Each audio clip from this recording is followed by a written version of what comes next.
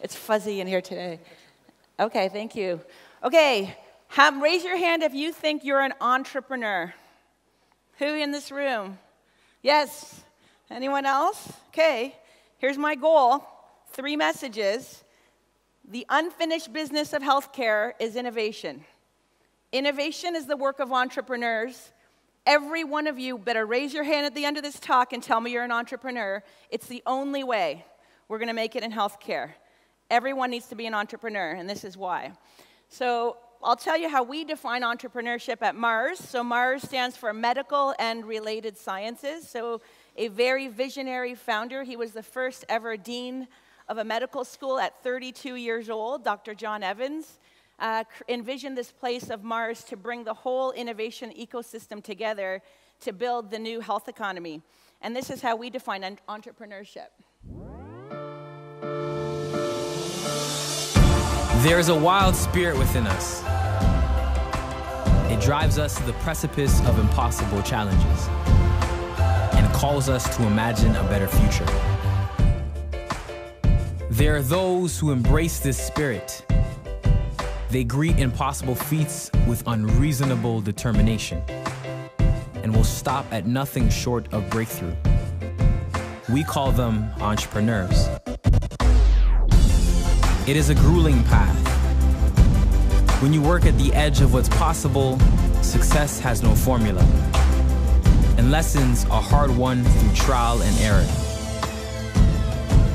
For those whose imagination is at odds with the status quo, the risk is high, the hours are long, and success is uncertain. Breakthrough can seem impossible.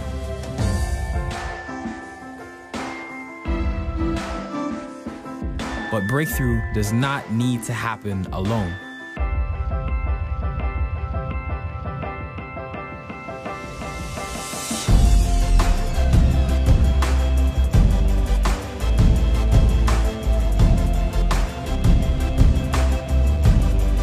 Mars is a community of entrepreneurs in the heart of Canada's leading innovation district.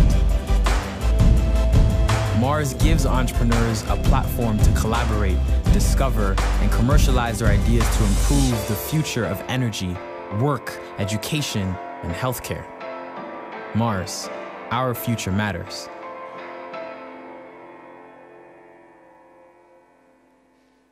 So hopefully that got you a little bit excited about what it means to be an entrepreneur, and I'll tell you a little bit more. So back to my messages. The first one, the unfinished business of healthcare is innovation. So you guys have heard of a perfect storm.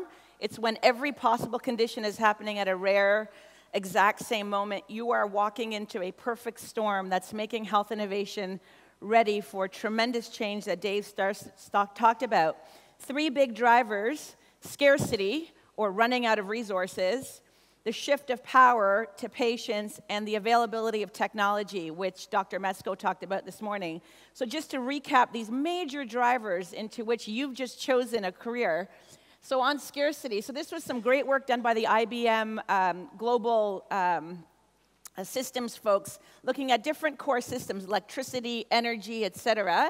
The x-axis is how inefficient or ineffective, or let's call it how messed up that sector is. And the y-axis is what's the value for every dollar you spend to fix that inefficiency in terms of value unlocked. Look who pops up into the northeast corner, which means not only is health the most ineffective and inefficient sector in the economy globally, the more you do to fix it, the more lift you get. And that's called innovation. You cannot move that red bubble anywhere down to the bottom, where we want it to be, doing great value for patients at a cost that is acceptable to society, without innovation. You cannot assume the model we have today, just improving it, is going to get you there, and that's the work of innovation. Another one that gets politicians very interested in healthcare, and which is why it's in the debate and in policy agendas in every country in the world, and your country is not excluded, is the demand that's going to be placed by this aging population that Dave just talked about. So in Canada, the curve at the bottom is how much we spend on healthcare by age. So very much you would expect as people's bodies start to stop working, we're going to spend more towards the right. If we change nothing about how we deliver care today, we assume the model makes sense as it is today, that big blob is the gap in our budget or our GDP to be available to deliver services to that same population.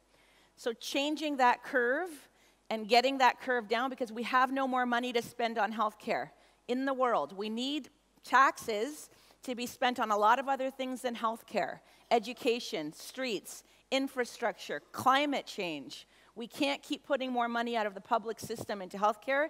That's going to need innovation. So the best time to do innovation is when you have scarcity, when you got nothing. Then you start to think a little bit creatively, and finally our health systems have woken up to that. The next one I am not going to talk about much more, about the shift of power. It's a major paradigm shift. So e-patient Dave talked about Copernicus. So Copernicus was an astronomer from Poland in the 1500s. He figured out through mathematical equations that, in fact, the Earth is not the center of the universe with the sun rotating about it, but rather the sun is the center and the Earth rotates around the sun. He was put in jail for that, and his idea did not ever come to mainstream for 100 years. When he published this work, he did not put his name on the book because he would have been murdered for treason, because the Catholic Church decided that the Earth is the center and the sun rotates around it. That's the exact same shift of the role of patients. Our entire health systems were designed post-World War II with the system at the center, institutions, doctors, clinicians, and the patients being around them. And we're moving to the patients being in the center and everyone else figuring out how to serve them well. That is a major paradigm shift that we're in the middle of as we speak. It's reflected in a new definition of health that was agreed upon by countries from all over the world.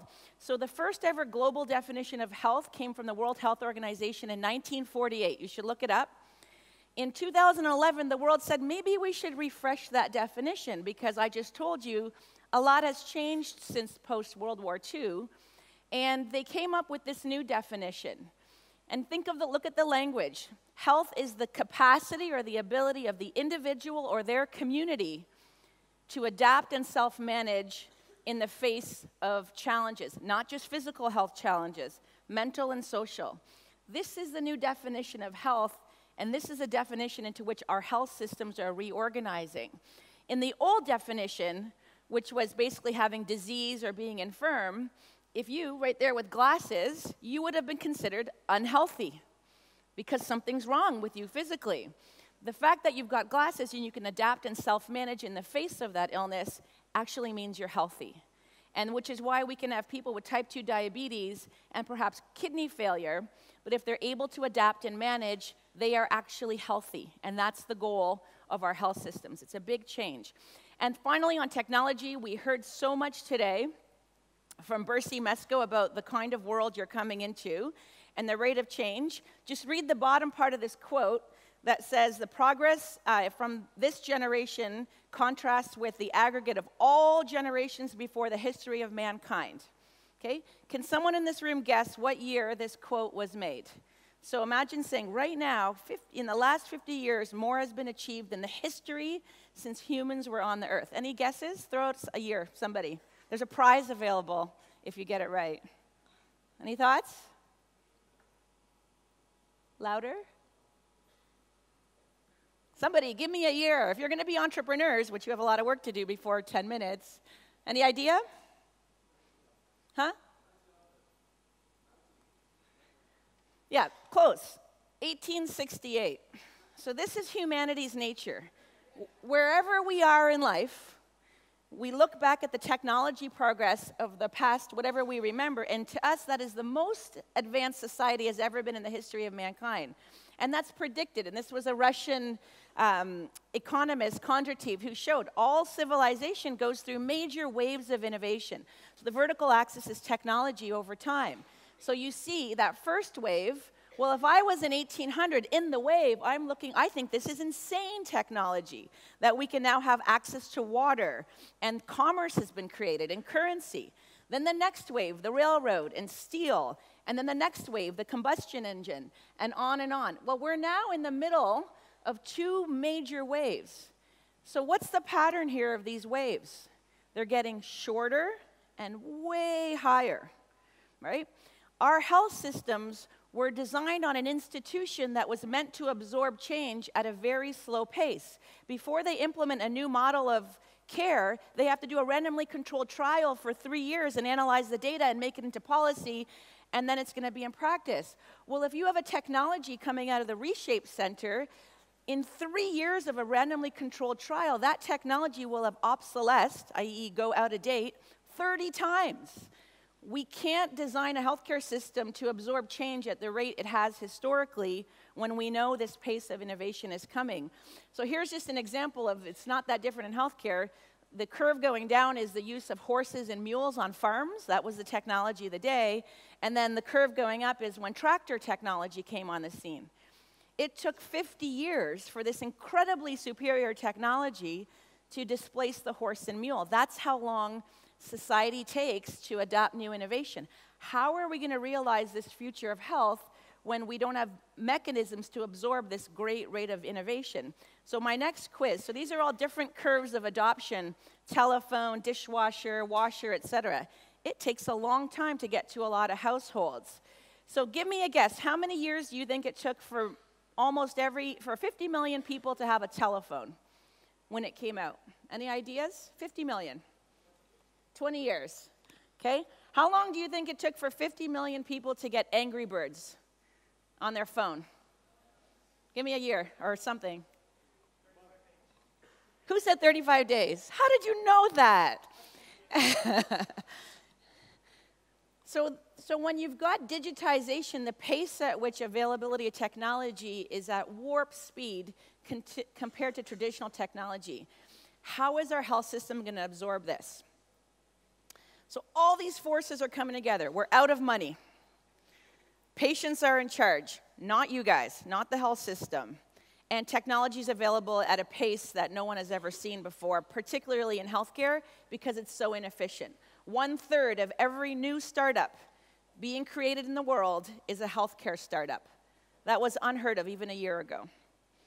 So this is what these three big forces are going to cause, and this is what I call Health 2.0. This is the future of health. This is your practice in the future. From being reactive to being predictive, from being designed for everybody, one size fits all, to being able to be very tailored and individualized, from being institution-centered to being what I call digital, so a seamless integration of digital and physical. Healthcare is, of course, very physical, but there's times when it can be digital and physical. So how's that going to be seamlessly integrated?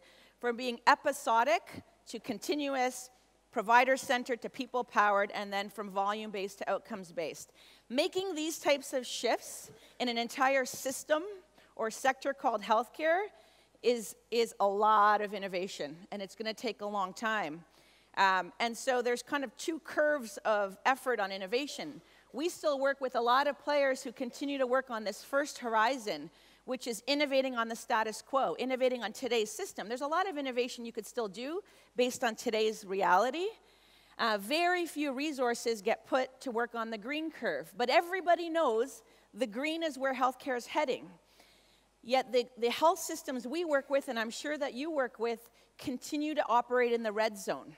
So shifting from working on the red curve to the green curve, that's what's called creative destruction. This word came out from Joe Stumper back in 1950. The idea is when you shift into a new innovative model, you have to creatively destroy the current institutions and put them back together into the new. The work of creative destruction, coined back in 1950, is the work of the entrepreneur. That's what an entrepreneur does. They challenge the status quo and are relentless to get to the right side of the curve. And that's the business we're all in. So who are going to be these entrepreneurs? We have three sources, so see where you fit. The first could be what we call the incumbents, the current health systems, the current hospitals, the current pharmacies, the current pharmaceutical manufacturers, et cetera. Those are called incumbents. They control the majority of the distribution today. But this is how they're organized. They're actually organized to stifle innovation. Their job is to take the business model they have and make it extremely optimal, not to disrupt it for this future. So very difficult to find entrepreneurship here, although there are pockets. I call them intrapreneurs. I would submit that my good friend Lucien is an intrapreneur. He's busting up the system from inside the system, and those people are key. And that's what I see you as. The other source are startups, young, new, emerging technology companies that are going to challenge the current model of care. So I don't think I have to tell you which one of these chalk pictures is the startup and which one is the corporate, right? Corporates are designed to have controls and processes to maintain today. Startups wake up every day and worry about one thing, patients. That's it. Everything they design is around the patient and the outcomes they want to get for them. So they're a great source of new innovation to feed into the healthcare system, and that's the business I'm in. 2 great books if you ever think you might want to be an entrepreneur as a startup, and it's a very popular vocation right now, the docpreneur, or the doctor entrepreneur. David Shaywitz, who's a medical doctor and a PhD, wrote an incredible book about passionate entrepreneurs, and he now has a podcast, and Jonathan Bush from Athena Health. So the last source of entrepreneurs that I get very excited about are what I call new entrants. So PwC has been doing a lot of studying on this. Google is now a healthcare company. Apple, Samsung, Qualcomm, grocery stores, car companies, they're all getting into healthcare. Banks. So much that, at least in the United States, of the top 50 companies in healthcare, half of them are not healthcare companies. Telecom, retail banking, technology companies, etc. So these groups, if you think about what they wake up every day, is they serve customers. They understand how to be close to a customer and serve them. Healthcare was not designed to serve customers. So now they're all entering healthcare and bringing that skill set. It's very exciting. So 3 sources of entrepreneurs. So finally, it's great to have incredible ideas and a very passionate entrepreneur who's not going to stop before they get implemented, but not enough. The definition of innovation is the bottom of this slide. It has to get implemented to a very big extent.